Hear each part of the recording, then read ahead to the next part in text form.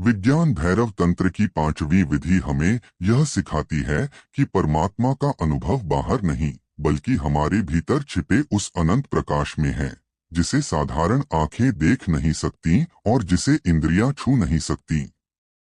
यह कोई बाहरी रोशनी नहीं, न सूर्य की किरणें, न चंद्रमा की चांदनी और न ही अग्नि की लौ। यह चेतना की शाश्वत ज्योति है जो हर प्राणी के हृदय में सदा प्रज्वलित रहती है।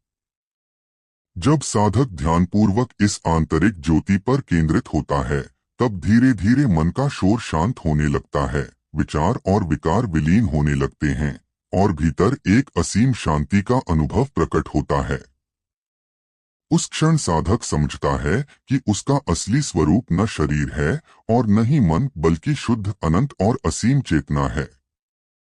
इस अनुभव में साधक और ब्रह्मांड का भेद मिट जाता है। मैं और यह जगत जैसी दीवारें टूट जाती हैं और सब कुछ उसी एक दिव्य ज्योति में विलीन हो जाता है।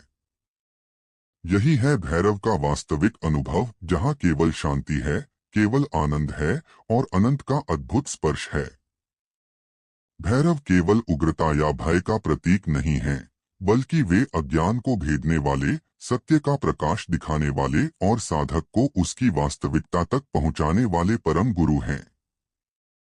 उनका स्वरूप करुणामय है, शांति और आनंद से भरा हुआ है। यह विधि हमें यह स्मरण कराती है कि ईश्वर को मंदिरों और मूर्तियों में ढूंढने की अपेक्षा हमें अपनी ही अंतरात्मा में खोजना चाहिए। बाहरी साधन केवल संकेत हैं, पर असली दिव्यता उस अमर ज्योति के रूप में हमारे भीतर ही विद्यमान है।